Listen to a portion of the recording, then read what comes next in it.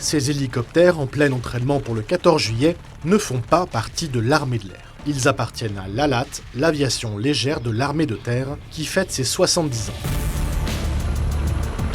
Cette année, 13 appareils de l'ALAT vont participer au défilé aérien et en raison des Jeux Olympiques, le défilé ne se déroulera pas sur les Champs-Élysées, mais sur l'avenue Foch, entre l'Arc de Triomphe et la place du Maréchal de Lattre de Tassigny. Une délocalisation qui implique quelques changements du côté de l'armée.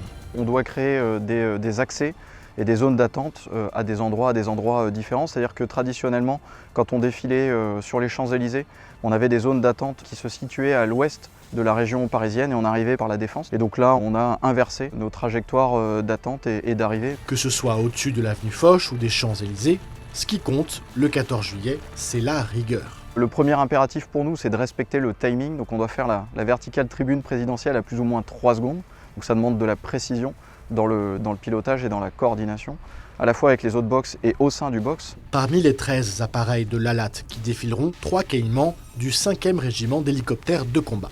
C'est un hélicoptère de manœuvre et d'assaut. C'est un hélicoptère qui fait beaucoup de choses, principalement du transport de troupes, de la dépose récupération de commandos, de l'évacuation médicale au combat, du largage de parachutistes, du largage de plongeurs. Il est également intervenu en France pour des feux de forêt ou pour la crise du Covid notamment et du transfert de patients. Donc un hélicoptère qui fait plein de choses. Pour communiquer, les pilotes disposent d'une fréquence radio interne à leur patrouille et moins ils l'utilisent, mieux c'est.